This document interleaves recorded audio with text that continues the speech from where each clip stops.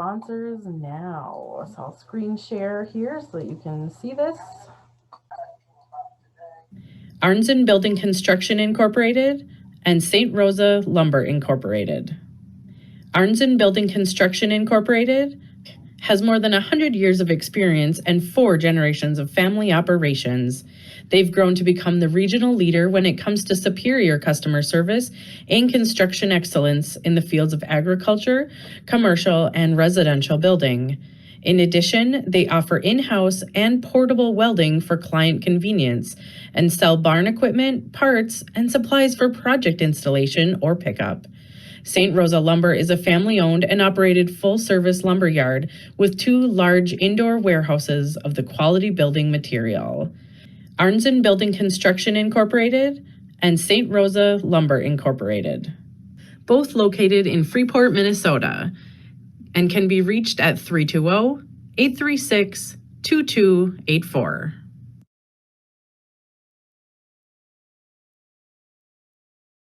No, I just want to welcome you and say that Nathan is a local extension educator with the University of Minnesota office. He wants to talk to us today about some of the considerations for weed management in this coming year. Lots of things to consider, and it's a topic that on top of mind as we get into being able to see the ground again this year. Yeah, so I could see that there's only about, there's only a total of 4 of us beyond me in here. So if you guys want to go ahead and make this as interactive as you can, feel free to ask questions, and I'm more than happy to answer those. If you want to unmute and interrupt or put it in chat, Bernie, if you want to keep just an eye on chat. If you guys don't want to, interrupt on that front, but just feel free to interrupt me at any point. I'd rather have a conversation here about this than get through my entirety of all my slides here. But yeah, so thank you, Bernie. I am Nathan Druitz. I'm your local extension educator for crop production here in Stearns, Benton, and Morrison counties. This presentation is in large part produced by Jared Goplin. He's a regional educator out of Morris. I bugged him about this, and so he sent me his presentation, and so I thought it'd be fair to make sure he gets the proper credit for this as well. And then looking at this, I'd made some slight modifications, and we'll see those to make it easier for me to teach, because I tend to teach a little bit differently than he does. So there's my contact information. I'll leave that on the last slide as we get towards the end here. So the first thing I always like to bring up is that we're really not alone on this front in terms of some of the difficult to manage weeds that we have. When you look, water hemp and giant ragweed are an issue pretty much everywhere, and this is a real life example out of Minnesota here. The field is not. This is not a field from Minnesota, but it has many of the same features. So keeping the grower I was working with, kind of keeping their farm on the secretive there. But it was a dairy farm, and so this is my imaginary dairy farm, although that's not. And then there was another farm over here. This entire field here is about 90 acres. Again, ignore the size difference here. That's not what's important. Though what is important is that this half of the field, so if you draw a line here where this blue mark is over, that was soybeans last year here, and we had a major water hemp and giant ragweed issue. Right next to this waterway, we had a water hemp issue coming in, and it was really bad. And then up in this right-hand corner, we had a major giant ragweed issue, and this was actually corn the year prior. So this entire field here was corn. And so this is a real-life example. We'll get to a solution towards the end. We're going to go through some steps that you can use to look at your own particular problems in your own fields and make sure that what you're doing matches what you actually have. And so we'll get into that. Just a little bit on what the weed management program was, of what we were doing out in these fields, or what was there before I got a chance to speak with the grower. And this was the weed management program that he actually had. And if you take nothing else away from my presentation here today, just focusing on these herbicide programs. If you are doing a single post system that contains just a glyphosate and famecifin, so that's Flexstar, or in your corn system glyphosate and dicamba, and you're not doing anything else, you're leaving your escapes run. My request here is, if you take nothing else away from this today, retire those systems. And it's because if you don't have problems with them now, in the future, you will. And they're going to eventually become worse and worse. I've seen a lot of these systems break over the last few years. So just be aware that, you know, if nothing else, retire those systems. And it's not that these products don't work. Roundup and FlexStar do work, but as a conjunction of a better program in terms of herbicide management. So in the case here for his program, we were using Roundup and FlexStar or a different trade names, but those are some common trade names here at a full rate. And then we would follow that up with some glyphosate burn downs up through R2. And then on the corn side, if we're looking at glyphosate and dicamba at full rates. And again, when I'm looking at that system, then we had to come back in and try to manage some of these issues with that glyphosate throughout the year as well. And so if you can't tell, that the wheels are starting to come off here. And then this was the other part that really got me, was that most of these weeds, the weeds usually got between 4 and 8 inches tall at that time of that application. Once you break that 4-inch mark, using herbicides to control weeds becomes incredibly difficult. And really, once you hit that 8-inch mark, a lot of this, a lot of the growers I talk to in this area now are noticing that it's like throwing nitrogen on your weeds. And so we really, if you've got a pop can or something like that, about that height rolling around in your pickup when you're out in the field, just take it out with you. If it's taller than the pop can, it's already too tall, and it's time to, if you haven't already, it's time to get out there and make sure you get that sprayed. Otherwise, they're going to get too tall on you. Nathan? Yes. Is there a density of weeds, that you would say that, in your map there, you've got these huge areas, is there a certain density of the weed problem in there that you highlight that, or how do you evaluate so when I'm thinking in terms of probably a couple square feet, I'm talking where we're seeing probably about 5 to 10 plants per that square foot area, or per square foot. So we're talking about very thin, tightly packed in plants. It wasn't the entire field, but when you look out there, you pretty much saw giant ragweed and water hemp. And so it looked like a sea. And I've got some pictures that I'm kind of hiding. We won't get a chance to see today. I'm kind of waiting for them to get about a year old before I use them, because there's some information in there that will change as we go along here. But yeah, we're talking very high densities here that we're dealing with. Complete and total train wrecks is how I would put it. In this case here, at the water hemp and giant ragweed, the water hemp here, again, we're looking at that sea of water hemp. Really looks like we planted corn, or we're seeing the tops of the at the top of the tassel of the corn, we're seeing those water hemp plants coming out. Again, looking at probably about 5 to 10 water hemp plants per square foot. The giant ragweed up in this corner was mostly along the edge of the field, wrapping around here. But of course, our concerns there are of that it's going to start dragging out, and you could see the giant ragweed had been moving in this general direction towards the water hemp and towards the farmstead here. So a huge concern on that front. Thank you. Yeah. All right, so we're going to get into the step-by-step process that we use, or that we will like to think about when we're looking at our weed management practices. And that starts with step 1, knowing your weeds. And the primary reason for that is that you're not going to use the same weed management tactics on something like water hemp as you will something like your giant ragweed. And even with your common lamb's quarters here in the center, both of these are going to have some very all 3 of these are going to have some very different weaknesses and strengths. And if you know what those are, then you can really target the specific weed that you have, whether it's with a herbicide or some other practice. And that leads us right into step 2, which is know when your weeds emerge. This is a huge part of being able to identify your weeds, and then moving into knowing when those weeds emerge. So here we've got your bright yellow here at the top is just simply looking at planting of the different crops that we grow here in this area, whether it's alfalfa, small grains, sugar beets, corn, or soybeans. We also have our cuts outlined here with alfalfa, as well as our 2 potential timings for alfalfa establishment. The green here is our different common weeds that we find here throughout Minnesota, especially central Minnesota, and about the time when we expect those to start emerging.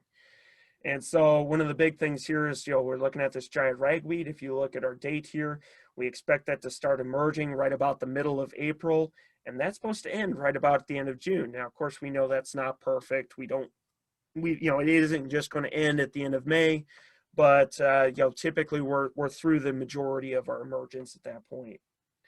If you look at water hemp is going to actually start emerging typically right about the middle of May, and that's going to run all the way to August. Actually, I would say it probably could run even potentially into September, given weather conditions are proper for that. So, when you're looking at this, if you can't tell, we're going to be looking at some very different tactics when we're looking at this, even herbicides, because what you're using to control your giant ragweed may not be able to actually get along far enough to get your water hemp, and vice versa. The other thing here to consider is, of course, that early season tillage.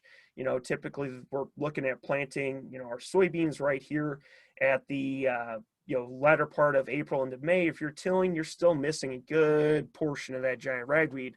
And that's just one of those, and just to kind of reiterate that, that's what we're looking at here. So one of the things that we can do, of course, is to delay that planting. And so when we're looking at giant ragweed density in soybeans, if we delay that about 2 weeks here, our yield potential goes down about 3%. But the big difference here is that, with something like giant ragweed that emerges that early, you might be surrendering about 3%, but you're also going to be increasing the amount of giant ragweed, or the possible amount of giant ragweed that you plow under with that early season tillage, by up to 55% if you're plowing, within a few days of going out and planting. And so you have a lot of potential there to pick up some of these giant ragweed plants that over here, that yield potential says 100%, but you're not getting soybean yield out of this mess. And so that's something to be considerate of when you're looking at this. Step 3 is making sure you know which herbicides control your weeds. I'm looking at this as, again, looking at these top 2, water hemp and giant ragweed were our big problems. But, if you look across the board here, something like, we tend to rely on those PPO inhibitors, those very long chain fatty acid inhibitors, or group 15s, in our HPPD inhibitors at group 27 to control our water hemp. When we're looking at that auxin inhibitor, when I'm thinking of, especially like our dicamba, you look at that P marker there, those auxins might not be the best option you have if you have opportunities to use some of these others in that tank mix. So just be aware that, with some of this, you might not be using that effective mode of action at that point. Now, when you look at giant ragweed, it's the complete opposite story here, where our auxin inhibitors actually are very good against giant ragweed and will provide a lot of very good control on that front. So something like an early season application of an auxin inhibitor here might be very useful, versus something like our PPO inhibitors or our group 15s here. You maybe not as useful as even our HPPD inhibitors with those auxins. And again, if you look down this chain here, you could see the same thing playing out for common lambsquares, ragweed, and velvet leaf, where the same herbicides that control, these 3 weeds may not help us out too much with giant ragweed, and vice versa. So step 4 here is, selection of your herbicide resistance traits and making sure that those match up with what you want to apply. So, if you look at the past slide and you're looking at all those different modes of action and what species they will control. Now, when you look at these, you can match up those herbicide resistance traits to those herbicides, so that way you're using the proper traits in those fields. Okay. And so this publication here, this one was updated for 2021. I do have access to this, whether it's a PDF. I've got, access to the one from last year. But I can easily gain access to this and get that to you if this is something that you would like to have.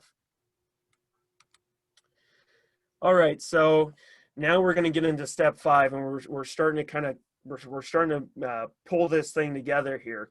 And so to take a quote from one of our other extension weed scientists, Tom Peters, he talks a lot about making sure that we're considering each field as its own boutique shop. Everyone's a little different. Now, for most of us, it might not make sense, you know, but think of it as, you know, different football fields, basketball stadiums, baseball fields, your favorite equipment dealer, you know, versus each other.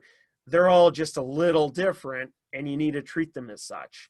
And so in this case here, that's really what we're focusing on is adjusting that strategy to target those specific weeds. So if we're looking at water hemp emergence, you know, we're really going to focus on this layered herbicide concept with using those group 15s or the, you know, as well as throwing in that group 14 when we're looking at soybeans. So we have our herbicide concentration here. That's what we're looking at on our left side here. And then this gray bar is the effective concentration for control. At the bottom here, we have our water hemp emergence and the pattern of what we expect that to follow. For a pre, we're looking at that residual. So we're going to be putting on that pre here about May 1 for water hemp. And we're hoping that we're going to get out to about the middle of June with that pre-emergence herbicide. That's probably a little bit, it's probably a little bit positive on the optimistic on that front, but you know, typically we start seeing some of those pre-emergence herbicides if they're applied on May 1 to start failing right about here. But that's why then we come in with that layered residual about 30 days after planting, or when we start seeing those weeds starting to poke back up and they're no longer being controlled by that pre.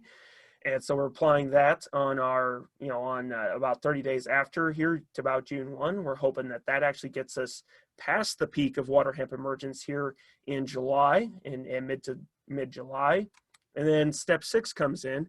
And so let's not forget that, you know, crop canopy is one of our primary methods of controlling weeds, in that we want to make sure that we get that crop canopy to shade those weeds out over the top of, well, basically, yeah, we want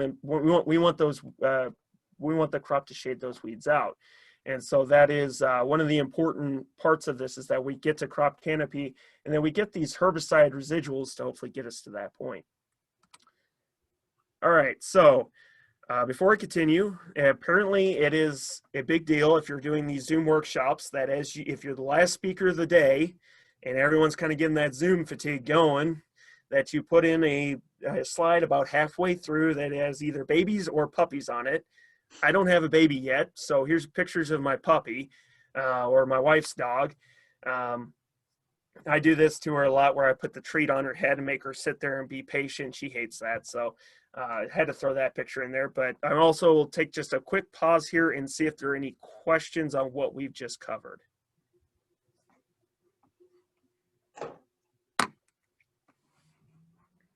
All right, hearing nothing, I will go ahead and continue here.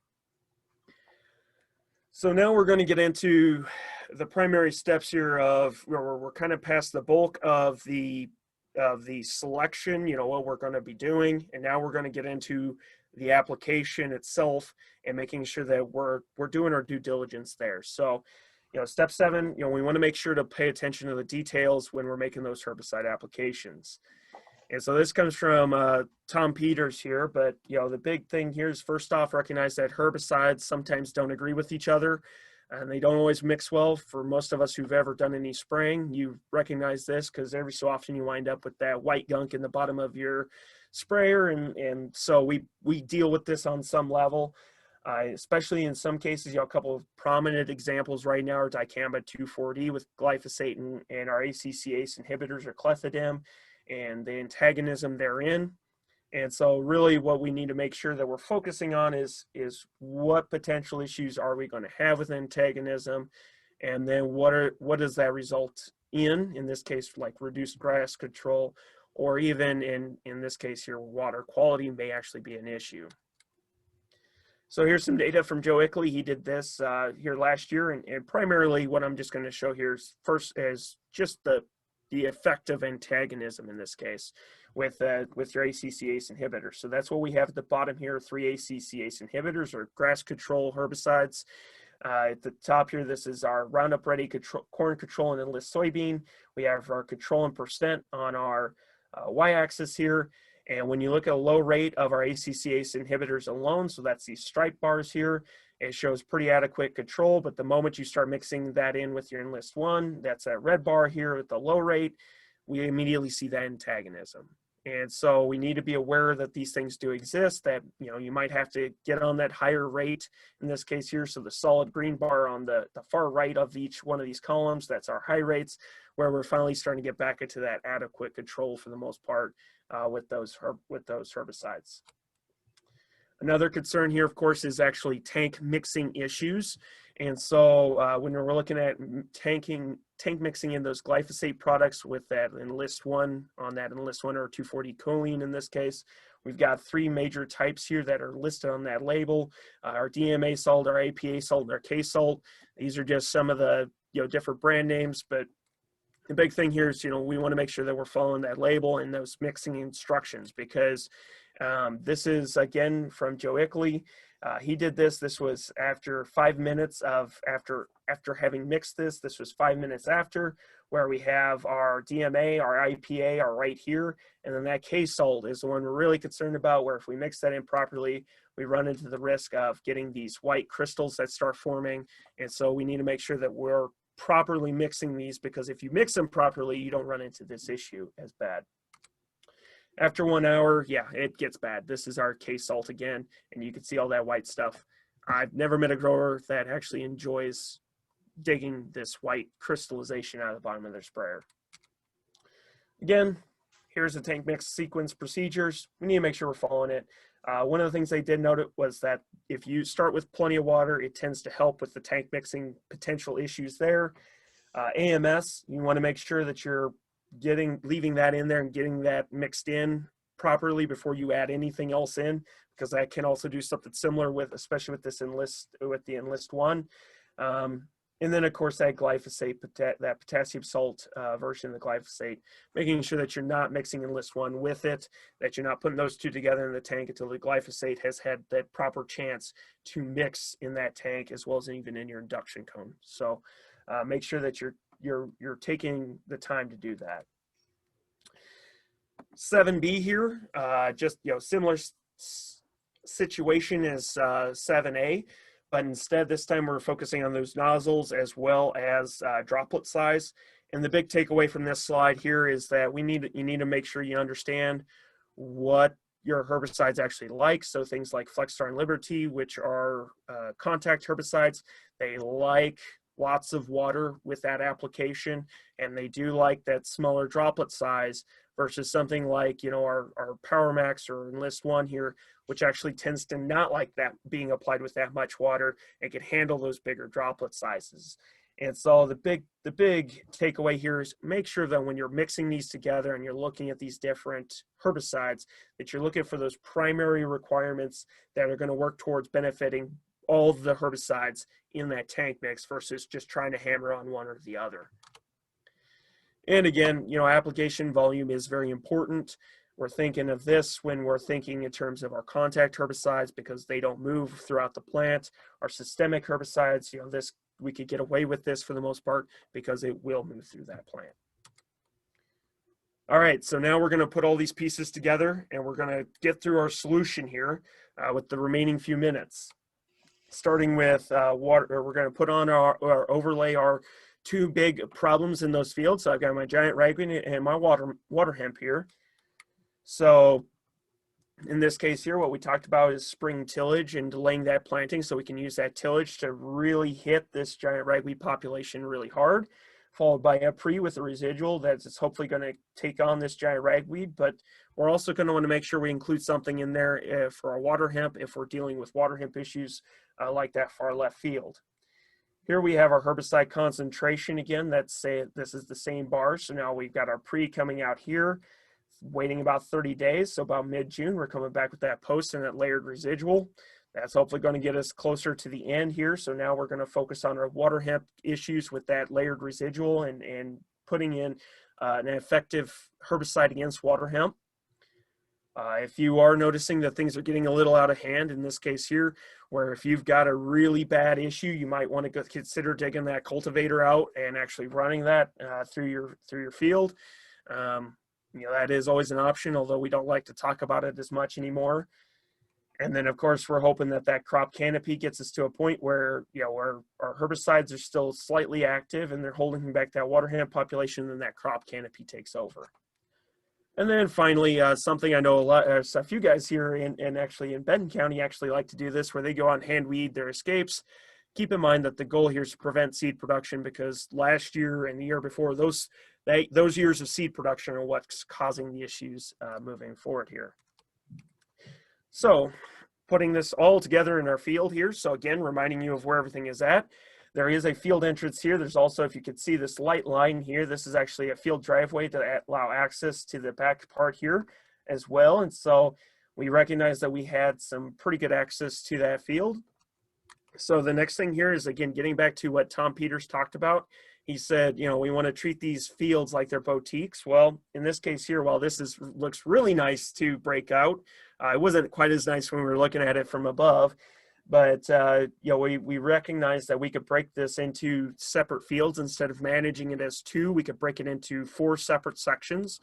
And so that's what we did. So we have this about 40-ish acre piece here that was one area of management. We had this area here that basically the water hemp area here. We took that out for management, and then we broke this section here out as its own so we could focus on the giant ragweed. And then down here, this would be a final little piece, but that wasn't nearly as bad in terms of weed issues. So, or at least yet. So we basically broke this down to 4 different fields. We then took a look at the crops we were going to grow. So one of the things we didn't talk about here is that alfalfa is actually incredibly competitive. And because it is a perennial, you know, we're looking at those stands to typically last us 3, 4, 5 years. And that runs right up against what we need typically for something like water hemp. And because we're doing those multiple cuts, a lot of those types of summer annual weeds don't like this system. And so we actually had him put in alfalfa field here and put that in the spring with a companion crop, and it took care of the problem suppress those weeds, at least in year 1. We did he does like to do his crop rotation. So we did have our corn going on our soybeans. And then here again, because we couldn't squeak another year of corn out of this, he wanted to get his soybeans in there. We put soybeans here as well, or in this field here. So just kind of to complete what we were looking at, with our corn, again, going away from those single pass systems, making sure that we're focusing on that pre-post program with residuals. We wanted to throw in enough to make sure we could control giant ragweed with both passes, so that way we're not leaving escapes up, especially with giant ragweed. Another thing we didn't necessarily talk about, we did tick up the population in his cornfield appropriately, and we did make sure we selected the proper hybrids to be able to do that. Again, when we're looking at this, we're looking at a bunch of little hammers, trying to control some of these weed issues versus one really big one. And so in this case here, while it's not going to have a huge effect, it will allow us to get to canopy a little faster. And then that will hopefully help us suppress many of those weeds that might come on a little later once those residuals break. And then we specifically focused on these residuals so that way we could come into alfalfa later. He had about 40 or 50 other acres of alfalfa that he was pulling out that year anyways. And so we were able to basically just flip those around and put corn back there so we can still get the rotation that we're looking for. In terms of soybeans, again, we went with that delayed planting with the tillage to help manage that giant ragweed up here. We did shorten up that maturity with that delayed planting. The grower didn't want to have to deal with any potential dry down issues with that grain, so he shrunk up that maturity, and that way he could still harvest about the time he wanted to. And we did increase plant populations, and while that wasn't going to help us out a whole lot with this giant ragweed, we did have concerns that water hemp might come in on this side of the field and start progressing in from the west there. And so we wanted to increase those populations again to hit that crop canopy a little bit faster. And so we did adjust the varieties accordingly. And then again, we focused on that in that pre-emergence herbicide, we focused on controlling that giant ragweed population. And then with this post and this residuals, we did have an option if water hemp did start showing up on this side of the field to be able to control that as well in his beans. So with that, before I get too far into this, before we take any more questions here, again, this is the scenarios and the solutions that we came up with looking at these particular fields, if you've got issues with white mold or other disease issues, it may not work entirely for you, especially increasing populations, things like that. If you've got white mold issues, increasing plant populations is not a great solution. And so when you're looking at those solutions, make sure it fits for your farm and for those particular fields, and don't be afraid to do different things in your fields, because it might make things difficult, it might make them a little bit more management intensive.